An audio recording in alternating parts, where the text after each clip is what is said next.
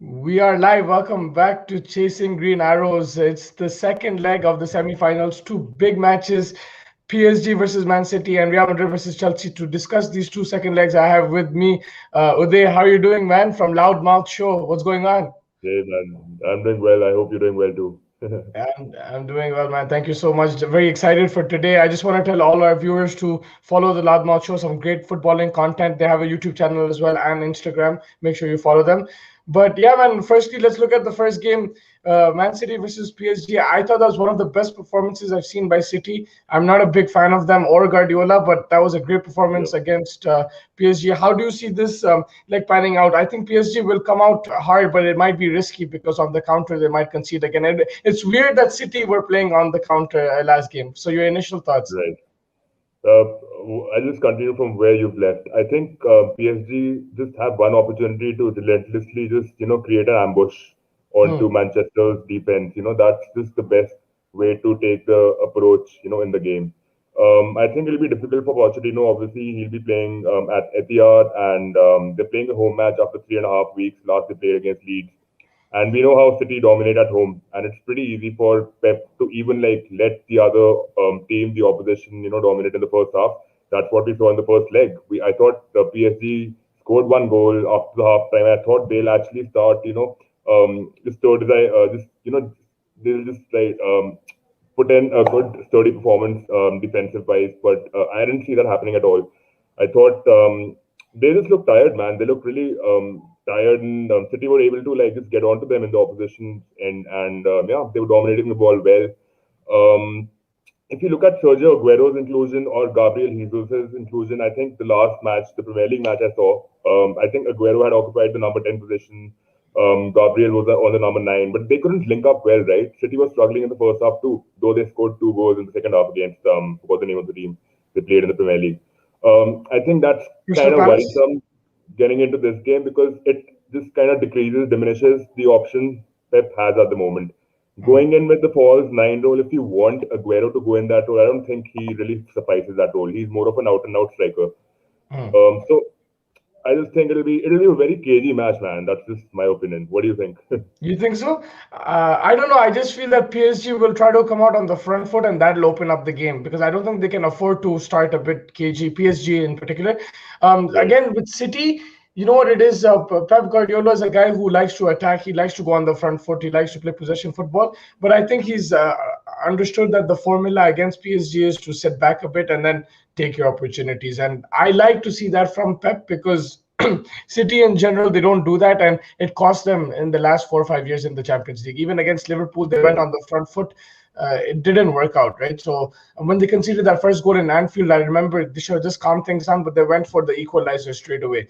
So Right. I think that's one thing he's learned from, and it's going to be in City's favor. But I'm very surprised with the false nine because City usually, they do miss a lot of chances and they need a out and out striker. But it worked out in the last game. I think the false nine actually worked out. It gave Kevin De Bruyne a lot of space as well, and he was just brilliant. His creativity we already know, but I think this system actually suited him, and I wouldn't say they were lucky. They actually deserved that in the end. So it was a good Yep. system. But I going into the game, I thought it wouldn't work. I thought it'll be 2-3-0, and it looked like that in the first half. It just completely changed in the second, and then the red card, of course.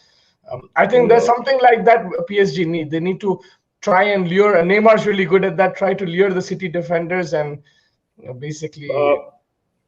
like even in the first half, when I saw, I think Mbappe and Neymar weren't really doing a good job at all. It was rather the defense and the midfield who were pushing the guns for them, right? Mm, Created a great space. They actually occupied good positions on the pitch, especially Marco Verratti. yeah. He and the midline were totally dispersed. City were too narrow. They were trying to get something in the central areas. They started attacking at the wide spaces. I thought the fullbacks were amazing, man. I forgot the name. Florenzi. He made Yeah. good 5-6 runs, 40, 50-yard runs. I thought he could have actually capitalized something better from those runs, but Neymar and Mbappe, I really thought PSG should have scored 2, 3 goals in the first half itself, man. They weren't clinical enough. Couple of bad touches in the first half. Second half against City, relentlessly took on the ball. They were like attacking them from all corners. I think Zinchenko's inclusion is really important. Is where I think even Pep is kind of fixated on the fact that he wants to play Cancelo over Zinchenko, which I don't agree with, man. I think Cancelo is, again, he's very versatile, I understand, but even Zinchenko offers you a lot of space. He knows how to draw the players in, he knows how to unleash the balls out. Um, Kyle Walker is someone I'd love to play. I'd love him to see, I'd love to see him in the team because he's someone who's very direct as a fullback. He knows how to make those runs, he knows how to go incisive. I think Zinchenko and Kyle Walker against Florenzi and I forgot his name. Kurzawa? No, the other Yeah. fullback. Yeah. There's another fullback who played. I forgot his name. Baker. Yeah. Baker. Sorry. Yeah. Yeah. But I think these guys are very competitive, man. Look at Real Madrid. They don't have any options left. They've got Marcelo, who's been playing at the left back position. He was so symbolic, man. You saw that match too, right? I saw that, man. He looks out of shape. He Marcelo looks does. completely out of shape. But yeah, I mean, Yeah. again, my question would be like, you mentioned it, clinical, right? Can these Yeah. guys, Mbappe, Neymar, we know they have the talent. They're really good on the ball and everything. Will they be able to finish? Because if they don't finish the chances today, I think they will be. They will. It'll be very difficult for them. So even City have the issue with being clinical, but I don't think they Yeah. really need to score that many. City. It's on PSG. They need to win at least 2-0 or 2-1 to take it to extra time. True. I think I'll go in with 2-1 PSG win, to be honest. I don't know what the You think overall time, huh? players will be like, but I think PSG might nick it over. If we know Mbappe and Neymar can get leads, and they do occupy good positions. It's Yeah. just that maybe the nerves were wrecking in, or I don't know, man, what is happening. But we know City also aren't that clinical, as you said. They love kissing the woodwork a lot. We saw Hmm. Ferran Torres, Sterling doing that in the last match too. Yeah. So yeah, I think it'll be a very cagey match. It might be like end to end. We don't know. Maybe City might just dominate the entire possession throughout the game.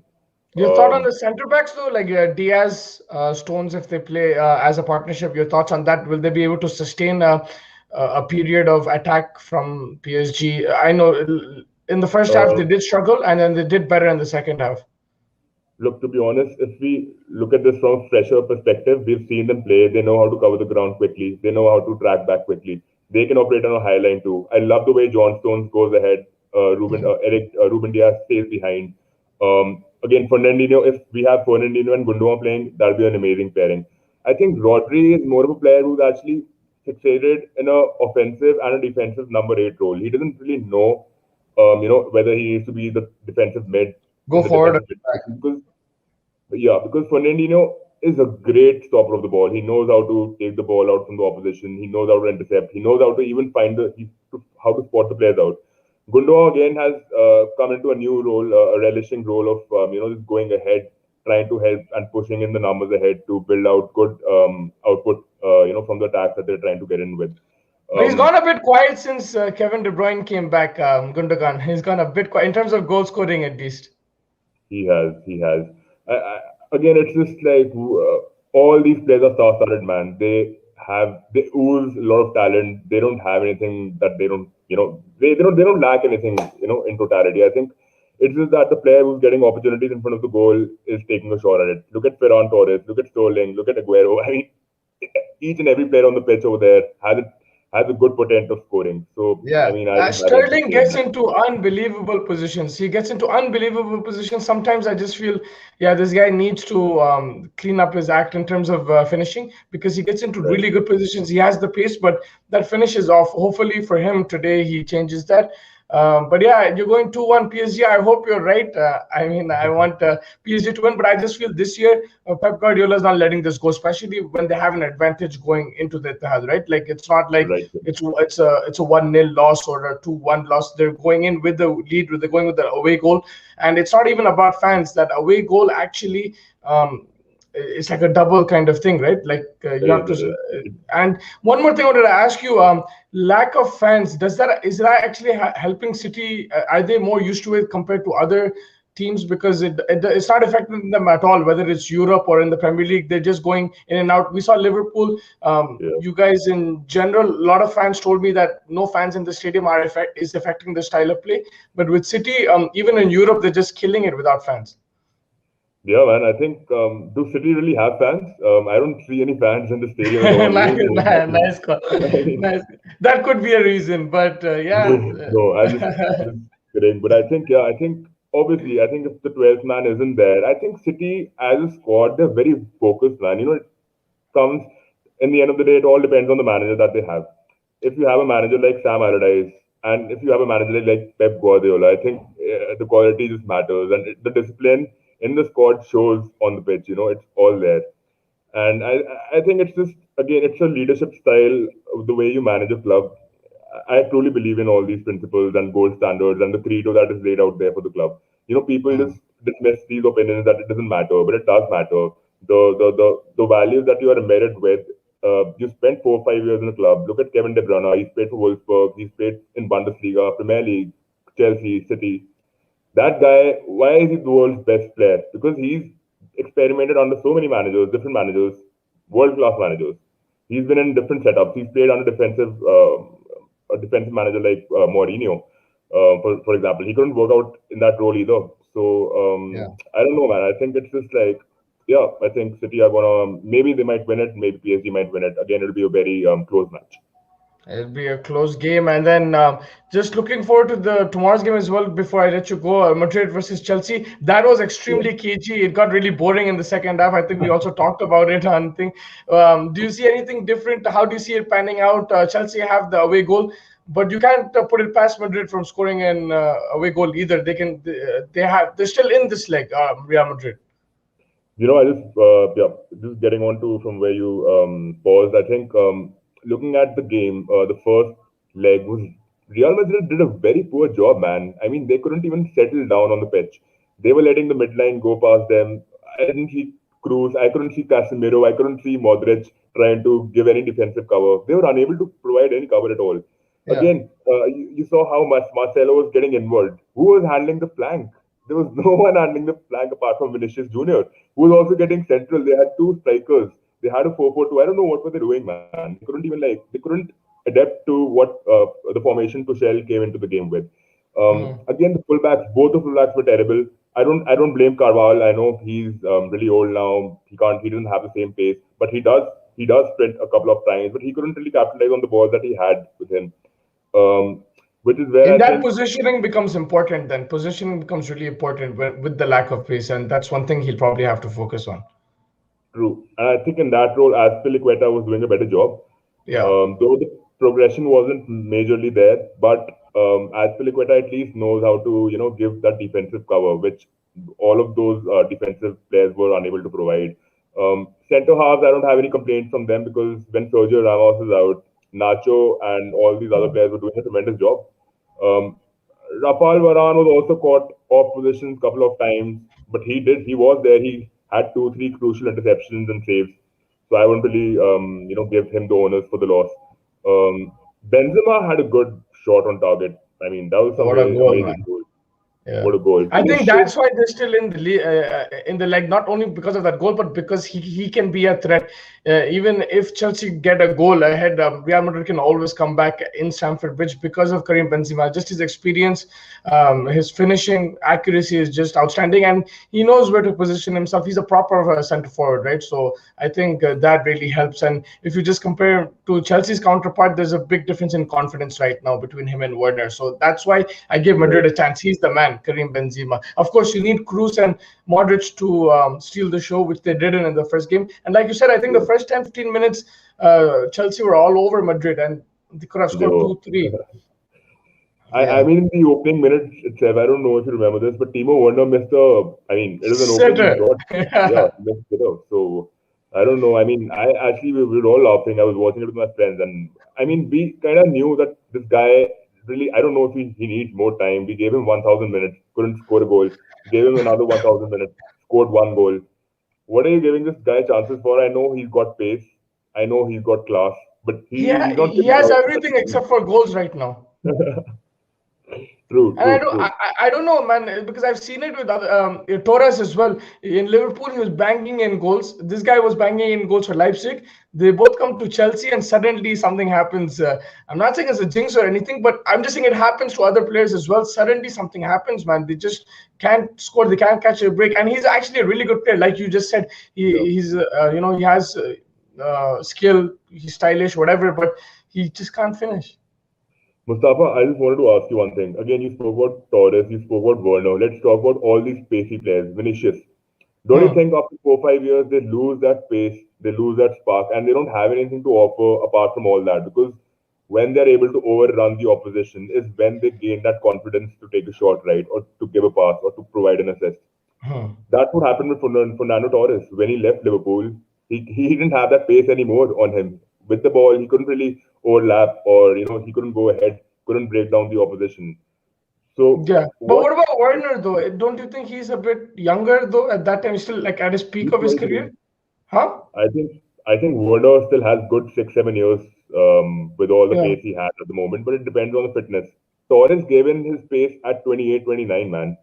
That was Hmm. pretty soon. I felt he should have carried on maybe till 30 So, 31. Maybe he could good have point. shown up in Chelsea also. Why would you leave Liverpool? I mean, to go on to Chelsea and play for them when you're doing well at one club. I know the trophies count in and they come in there, but yeah, I mean, Yeah, no, I agree with that as well. In hindsight, it just looked like something happened. And you're right. I think it's a very good point about pace. Yeah, but Gareth Bale. Gareth Bale is someone who relies on his pace the whole time in his career. If you saw him in Tottenham before he went to Madrid, just crazy. Then when he went to Madrid, that goal against yeah, Barcelona, I'm sure you remember that. For like he headed forward, went outside the yeah, line, and came back in. yeah, So he, as a guy, like you said, he's I think the definition of a player relying on pace, but he's yeah, adjusted. If he can adjust, I think these players, yeah, and he's not like you wouldn't say he's the world's best player, right? But he still adjusted well. He's still scoring goals. He scored a brace just now for Tottenham, although it was against exactly. Sheffield. But you know what I mean? He's relevant in the footballing world right now, and I think this is what True. these guys need to do. They need to work on their finishing skills.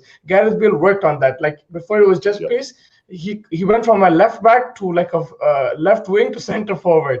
It's become like right. that. So I think as they get older, they'll have to work on their finishing because right now True. Werner's in the team because of his pace, because of his movement, because of his positioning. But if the pace goes, then all that becomes difficult, and then you rely on those half chances. And right now, it's not half. He has like what do full chances. These are not half chances Yeah, that he's having. These are like yeah, clear chances, clear cut chances. So I agree with you. There is really good point about pace, and I think that might be the difference because of course it's going to be a battle of midfield. I think Kante destroyed yeah. in the last game. He overshadowed Cruz and Modric.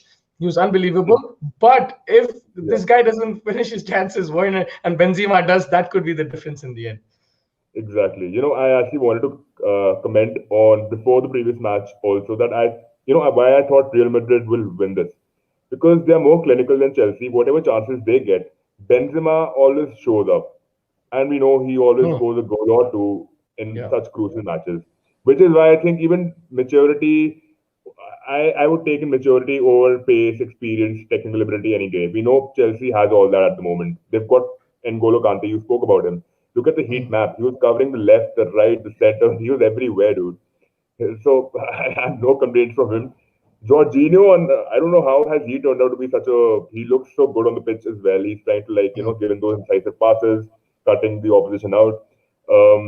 And also, I'm surprised to see Christensen after that howler that he against Liverpool, the first match that they played in 2020. He got a red Yeah. card for that. And after that, the comeback that he's gotten under Tuchel has been amazing, man. Aspilicueta in that role is letting Christensen go ahead, like John Stones, maybe operate in the defensive mid position that he loves doing for Denmark, his national country, his home country. So I think, yeah, he's again a good revelation for Chelsea. He's a good centre half in terms of needing an attacking addition to the team. Rudiger, And man, Rudiger took care of Odriozola, man. Like, and yeah. I don't know. I think he should be playing ahead. Maybe I have no idea. What do you think about Rudiger? Man, unbelievable. At one stage when Lampard was getting sacked, they were saying he was the bully, he was the cause of the problem, this and that. But Yeah, for all this, Rudiger, you mentioned Aspilicueta, you mentioned Christensen, and I just wanted to add Alonso as well, even though in the last few games it's been Chilwell all the way, but Alonso as well. These yeah, guys have revived their career because of Tuchel. And again, this is why I emphasize the importance of a experienced manager. I'm saying it from a United point of view, from an Arsenal point of view. We have more yeah, inexperienced managers, but that's why we're in the Europa League semi-finals and Chelsea are in the Champions League semi-finals. It's not just that; right, it's also Chelsea played well, but there is a difference there in terms of managing between Tuchel and Lampard. And Tuchel has shown that right, you need to rely on experienced players as well. You mentioned Benzema, but Aspilicueta in his own right is also an experienced guy at the back. In a Champions League semi-final, you would count on him. If they played yeah. somebody else over there, a youngster, it might not work. Some Lampard, who was he playing as centre back at that time? He wasn't playing Rudiger, and he was He was changing it playing up. Kante and Thiago Silva. Yeah, Kante, not so Kante, Zuma, Kurt Zuma Zuma, and Zuma, Thiago that's Silva. the guy I wanted. Yeah, Zuma. So he might have made mistakes, right? So I mean, for me, it's a credit to the manager. It also rejuvenates the squad. It keeps everyone with their toes up, and because there's Yeah, competition now, the old guys know that they have a chance to play. The youngsters know they always have a chance, and he's gotten the squad together, and um, he's tapped into all the players available. He's just not looking at a 11. It becomes difficult for opposition. Real Madrid now don't know who's going to start, who's on the left. Will it be Alonso? Will it be Chilwell? Will Havertz play? Because there's yeah, so many options, it makes it difficult for the opposition to plan as well. And that's why I have to give credit to Tuchel over here. right. I agree with you actually. I think Chelsea look more well-rounded, and obviously they look more confident after getting into the first half and first leg, and now they'll be playing the second leg. Um, But man, I really miss Furlan Mendy, man. That guy can decimate lines out. The first line of press, the second line of press doesn't exist if Furlan Mendy is your left back, right? Yeah. Left flank will be explosive if he's back into the game. I don't know about him. I don't know about Sergio Ramos. Yeah, Ramos, I was going to Unexpected. ask you any update because he was there in the stands, but it didn't look like he was going to be playing this game because otherwise he would have been in the squad in the last leg. I don't know. I still haven't heard any update. We'll probably know better tomorrow. Today there might be Zidane's press conference, so we'll just have a look at that. But yeah, I haven't seen any update. Ramos will be huge if he can play. But also, I wanted to ask you about Eden Hazard, man. What is up with him? I know he's given into many injuries. We've spoken about him plenty of times. Last match, he came in for 15, 20 minutes.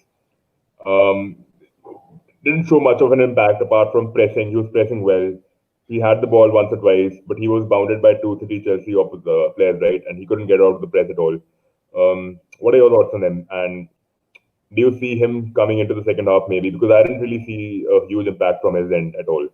I was hoping that he does impact the game because it would be a nice story to write about and everything. But I think he's not fully fit, man. He's not fully fit. He's not looking at his peak, and Sure. that's the main thing because he has skill. He has skill on the ball. He'll pick the passes. He'll make the dribbles. But how are you going to make the dribble when you're not fully fit, right? How are you? He doesn't have the confidence now to take on the defender, to get into the space, to cut from the left, to cut from the right. He doesn't have the confidence right now because he's not fully fit, I think. And he did gain a weight as well since he's come to Madrid. That could be a factor. Injuries, that's 100% a factor, and that's what it is. And it's unfortunate because when he was playing in Chelsea, I think he was one of the best players in the Premier League at that time. He won the Premier League as well for them. He was Yep. a vital cog in their team, and I felt that he could have done that for Madrid as well. And unfortunately, if he was at his peak with Modric and Kroos still experience there, like I think Madrid would have been a far, far tougher team to beat, far tougher. I think they Yeah. still have a chance. And will he start? I don't know because, like you said, his appearance in the first leg wasn't as effective. Yep. Again, it'll depend on Zidane looking at him at training. Does he think he can go the full 90? If not, then you'll have to get him back on the bench. But I'm expecting a Yep. better performance from him because he's got some minutes under his belt. He's coming straight from injury, so I'll give True. him a bit. I cut him a bit of slack, but I completely agree with you. He's not been the same player at Real Madrid. Right. I Uh, think we cannot write either of the teams off. We've been talking about PSG and Real Madrid going as underdogs in this leg now. I think it'll be a very tough thing to, just write them off. So, Yeah, and whoever wins this, they will make it tough because everyone is saying City and PSG are favorites. Whoever wins that will be favorites to yeah, win the Champions League, which is true. but they will make life difficult. Madrid and Chelsea are teams which are a bit tough to break, and they're a bit nagging. They get one chance, they'll score it, and then they'll sit back. And Mm. you don't want to be. Our City would rather play PSG in the final than these guys, because, like I said, you saw in the first game they had their counter-attacking chances. PSG Yeah, will provide that for you. But yeah, Madrid, especially Chelsea, I don't think they want to play Chelsea. They lost to them in the FA Cup final as well. They make it very difficult to break the under Tuchel. They hardly concede goals, man. And even if they do, they'll get the odd goal here and they'll make it a cagey game. And those two teams, City and PSG, will not prefer a cagey game in the true, finals. true, true. Yeah, but I think in this game it's 1-1. Let's see. I'm hoping for another exciting game, another 1-1, Yeah. and Sergio Ramos to score the winning penalty. Your prediction for the game? I don't know about the goal scorers, but I can guarantee you this.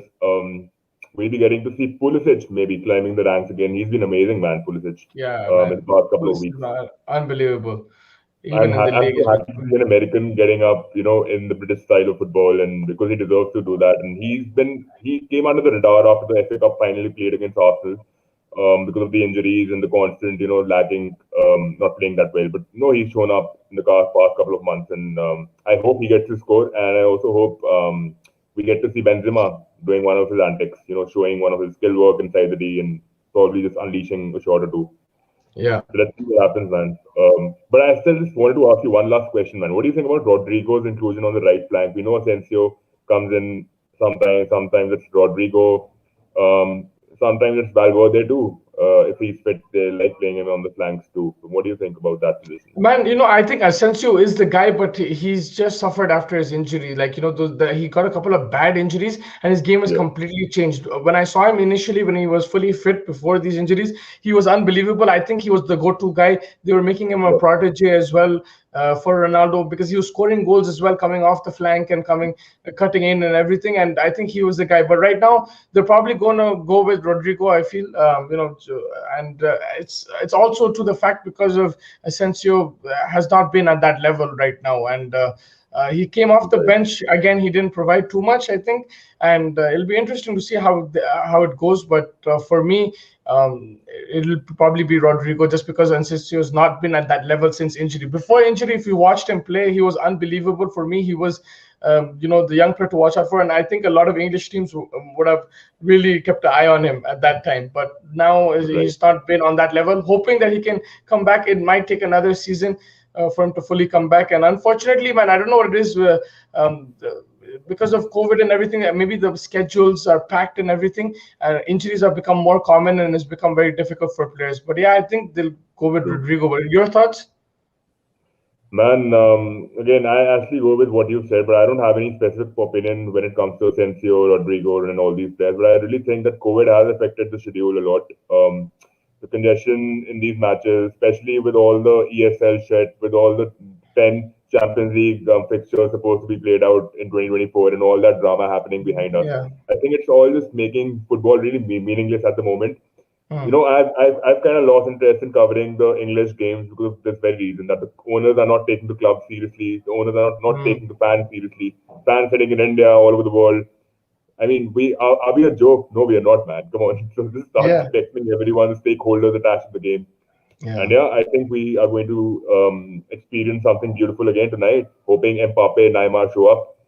Yeah, Hoping, I'm really hoping for like those quality Champions League nights, because I agree with you. The football has fizzled out a bit in the last few weeks because of all the other controversy going on. I completely agree with that, with the European League and everything, and hoping for some exciting football. It's just Tuesday, right. Wednesday, then Thursday is the real European tournament. It's the biggest trophy in Europe, the Europa League.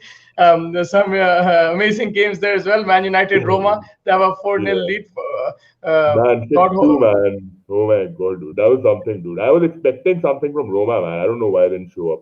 And the but Man they U were was very losing poor. too. When they were even 2-1 at halftime, for the first time I'm like, we smashed them and we're losing. I can't believe we're 2-1 down. Normally, United, 2-1 down to Sheffield, they deserve it. Yeah, They play bad, and Sheffield were the better team. But Roma were not yeah, good, man.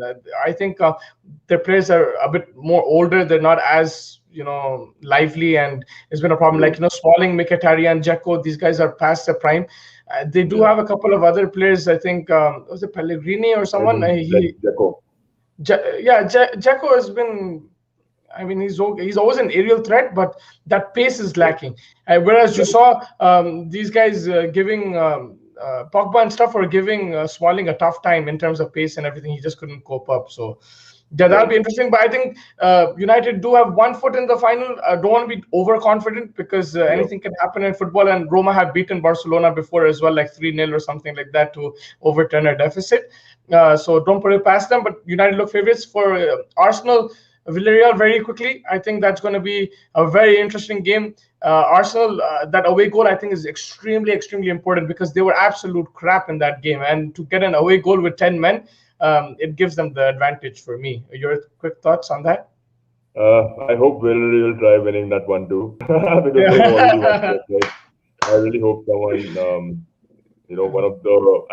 maybe one of the underdogs shows up. I hope United win, because you're a United supporter. Thanks. But anyway, I think it's an easy win for United. I think you'll be facing either Arsenal or Villarreal in the finals. And That I would be a think nice game, Villarreal. Yep, I think.